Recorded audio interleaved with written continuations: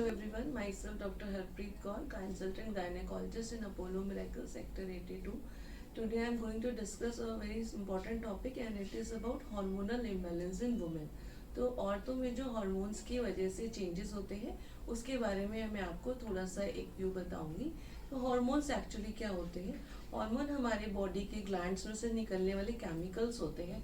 जैसे कि अगर हाइपोथैलेमस एक हमारी ग्रंथि है उससे निकलता है, वो पिट्यूटरी में जाता है, उसके बाद फीमेल्स में वो ओवरीज में जाता है और मेल्स में टेस्टिस में जाता है। तो फीमेल्स में ओवरी से जो हार्मोन्स निकलते हैं या और भी जो हमारे ग्लैंड्स हैं उससे निकलते हैं, तो उससे बहुत सारी बॉडी की चीज़ों पे फर्क पड़ता है। जैसे कि अगर बॉडी में ब्लड शुगर लेवल्स कैसे हैं, थायराइड लेवल कैसे हैं, या फिर ग्रोथ कैसी है, या फिर रिप्रोडक्शन कैसा है, और जो हमारे साइकिल्स होती हैं गर्ल्स की रिप्रोडक्टिव सिस्टम में, मेंस्ट्रुअल साइकिल का शुरू होना, उसका सही तरीके से चलना, इरेगुलरिटीज होना और बाद में मेनोपॉज होना, ये सब चीज़ें ही हार्मोन से रिलेटेड है। तो पेशेंट को क्या सिम्टम्स आते हैं?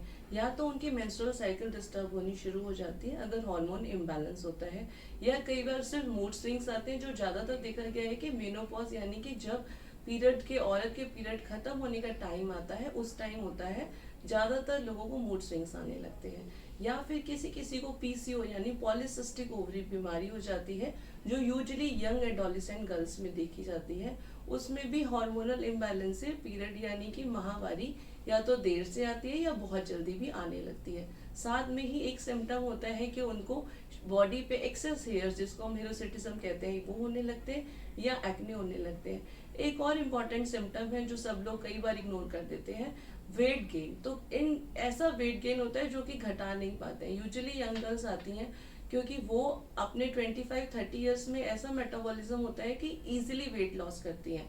बट जब वो 35-40 की एज में आती है लेडी, उनको हमेशा कंप्लेंट होती है कि मैम इस बार हमारा वेट लॉस नहीं हो रहा, क्योंकि उनके हॉर्मोन्स में चेंज आ गए, इसलिए वो जो इनटॉलरेंट वेट लॉस होता है वो हो नहीं पाता है। तो इसके अलावा मैं एक चीज़ और बताना चाहती हूँ, जैसे मेनोपॉज का टाइम आता है तो सबको लगता है क्या ये मेरा इतने जल्दी मेनोपॉज आ रहा है, मैं 40 क्यों, 42 क्यों।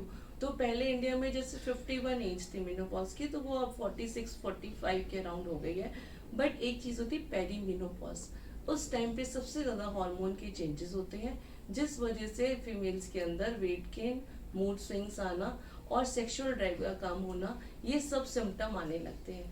ऐसे टाइम पे अगर आप अपने डॉक्टर को एक बार कंसल्ट करेंगे तो आपके लिए बहुत अच्छा होगा। वो जो पेरी मेनोपॉज का टाइम है वो बहुत ही ईजिली निकल जाएगा। दूसरा आपके लिए बहुत इंपॉर्टेंट यहाँ पे मैं बात बताना चाहती हूँ कि अगर आप अपनी डाइट को उस टाइम आफ्टर 30 ईयर्स टू जो 50 की जर्नी है उसमें थोड़ा मॉडिफाई करेंगे और साथ में एरोबिक्स या योगा को अपनी लाइफस्टाइल में ऐड करेंगे तो आपके ये जो सिम्टम्स और पीरियड्स हैं वो बहुत अच्छे से निकल जाएंगे।